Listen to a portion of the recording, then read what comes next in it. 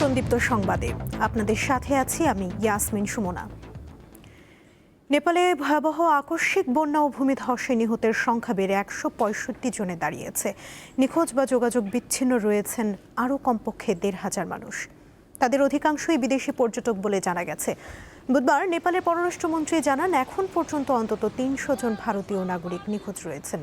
নিখোঁজ অন্যান্যদের মধ্যে রয়েছে Australia, Britain, Malaysia, Netherlands, Portugal, দক্ষিণ আফ্রিকা, দক্ষিণ কোরিয়া এবং যুক্তরাষ্ট্রের নাগরিক।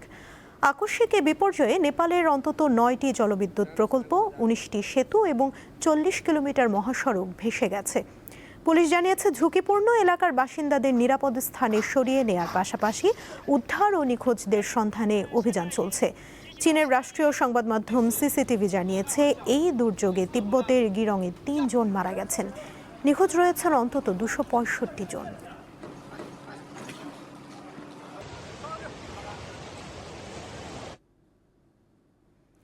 ত্রয়োদশ জাতীয় সংসদের তৃতীয় অধিবেশন বসছে আজ। অধিবেশন শুরু বেলা 3টায়।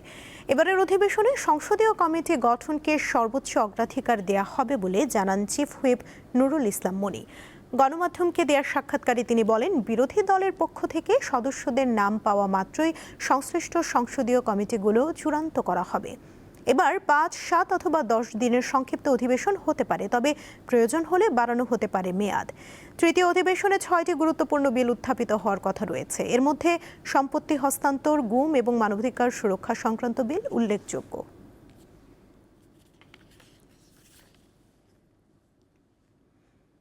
রংপুরে গণপতি চক্রবর্তী সহ তার পরিবারের 4 সদস্যকে শ্বাসরোধে হত্যার প্রমাণ মিলেছে ময়নাতদন্তে। সকালে রংপুর মেট্রোপলিটন সদর দপ্তর মিলনায়তনে সংবাদ সম্মেলনে পুলিশ কমিশনার আব্দুল মাবুদ এ তথ্য জানান। ময়নাতদন্তে ধর্ষণের কোনো আলামত পাওয়া যায়নি বলে উল্লেখ করেন তিনি। আলোচিত এই হত্যার ঘটনায় গ্রেফতারকৃত সিদ্ধার্থ দাস ও মুগ্ধ দাসের ডিএনএ নমুনা সংগ্রহ এবং ডোপ টেস্ট করা হবে বলেও সংবাদ সম্মেলনে জানানো হয়। ময়নাতদন্তের যে রিপোর্ট এসেছে, সেই রিপোর্টে 4 জনকে শ্বাসরোধ করে হত্যার বিষয়টা ময়নাতদন্তে প্রমাণিত হয়েছে। আর যে 2 জন নারী ভিকটিম আছেন, আগামী চক্রবর্তী এবং প্রীতিলতা চক্রবর্তী, কোনো ধর্ষণের আলামত পাওয়া যায় নাই। দিনাজপুরের কোতোয়ালি থানা চত্বরে পুলিশ, বিএনপির কর্মী ও শ্রমিকদের মধ্যে ত্রিমুখী সংঘর্ষে অন্তত 12 জন আহত হয়েছেন। মোটরবাস শ্রমিক নেতা শেখ বাদশার মুক্তির দাবিতে আন্দোলনরত শ্রমিকদের সঙ্গে এই ত্রিমুখী সংঘর্ষ বাধে। সকাল 11টার দিকে কোতোয়ালি থানা চত্বরে শ্রমিকদের আন্দোলন চলাকালে স্বেচ্ছাসেবক দলের নেতাকর্মীরা তাদের ছত্রভঙ্গ করে দিতে গেলে সংঘর্ষ শুরু হয়। আহতদের মধ্যে 2 জনের অবস্থা আশঙ্কাজনক। শ্রমিকরা এখনও কোতোয়ালি থানার চারপাশে বাস ট্রাক রেখে সড়ক অবরোধ করে অবস্থান নিয়েছেন। শেখ বাদশার গ্রেপ্তারের প্রতিবাদে দিনাজপুর ঢাকা রুটে বাস চলাচলও বন্ধ রয়েছে।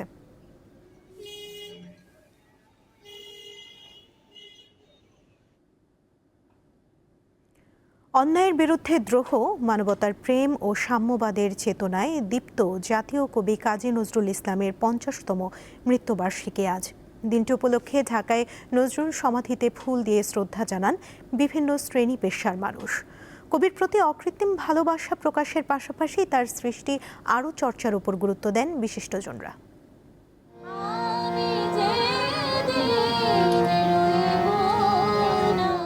জাতীয় কবি কাজী নজরুল ইসলাম বাঙালির মানসপটে এক অবিচ্ছেদ্য নাম। সব্যসাচী এই সাহিত্যিকের সৃষ্টি প্রতি ক্ষণে যোগায় প্রেরণা। মানবতার কবি কাজী নজরুল ইসলামের 50তম প্রয়াণ দিবসে তার সমাধিতে ফুল দিয়ে শ্রদ্ধা জানিয়েছেন বিভিন্ন সামাজিক, রাজনৈতিক ও সাংস্কৃতিক সংগঠন এবং সাধারণ মানুষ।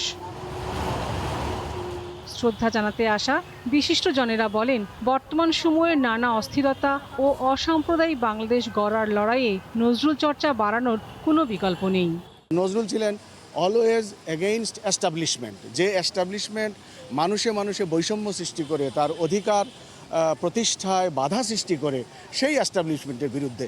সেটা ব্রিটিশই হোক, সেটা যদি তার সজ্ঞানে পাকিস্তানি হতো তাও হতো, যদি এখনও তিনি বেঁচে থাকতেন তাহলেও তিনি এই সমস্ত কারণে এস্টাবলিশমেন্টের বিরুদ্ধে থাকতেন। সুতরাং যারা এস্টাবলিশমেন্টে ছিলেন, তারা যে সমস্ত একাডেমিক এস্টাবলিশমেন্টকে সহায়তা করতেন, তারা নজরুলকে সজ্ঞানে এড়িয়ে গেছেন।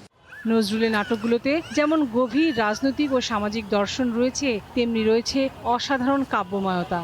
নাট্যচর্চার মূলধারায় নজরুলকে ব্যাপকভাবে ফিরিয়ে আনলে দেশের নাট্য সাহিত্য আরও সমৃদ্ধ হতো বলে মন্তব্য করেন এই নাট্য নির্দেশক।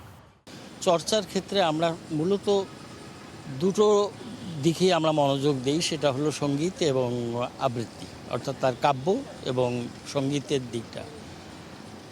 এখন প্রশ্ন হলো তার কিন্তু সৃষ্টির অনেক দিক রয়েছে যেগুলোর খুব একটা আমাদের নজরই নেই।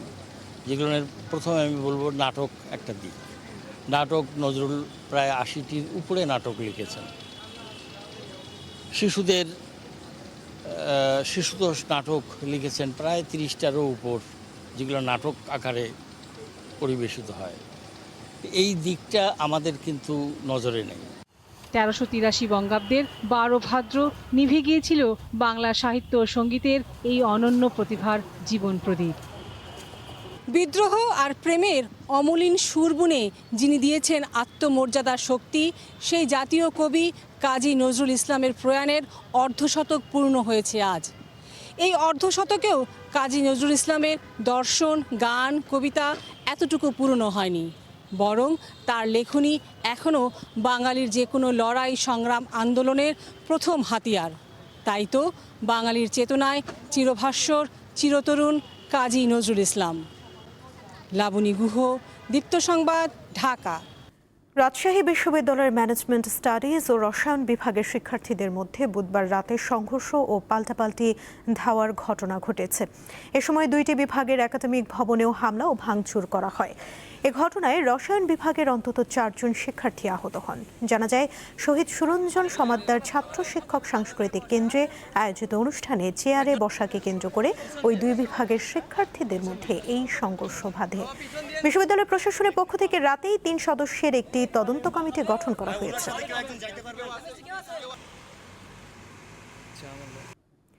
খেলার খবর। ফিফা এশিয়ান কাপ সামনে রেখে আজ শুরু হচ্ছে জাতীয় ফুটবলে দলের ক্যাম্প।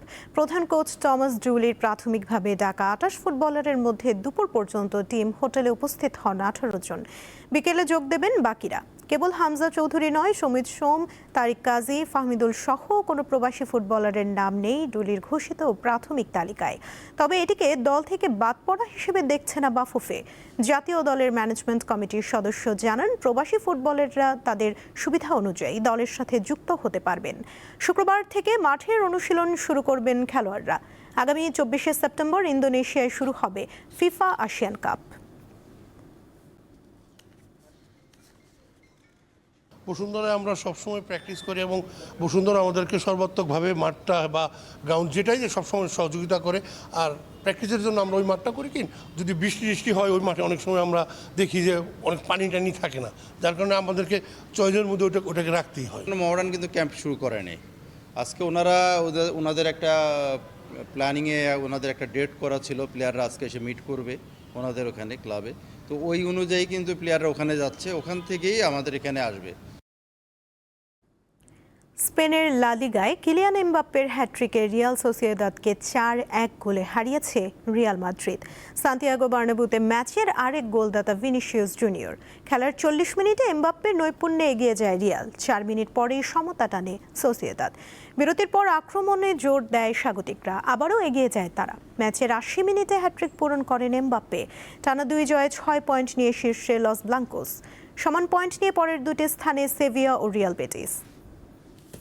এই ছিল এখনকার মতো। পরবর্তী সংবাদ বিকেল ৫টায় দেখার আমন্ত্রণ রইল। এছাড়া আরও তথ্য পেতে যুক্ত থাকুন দীপ্ত ডিজিটাল প্ল্যাটফর্মের সাথে। ধন্যবাদ সবাইকে।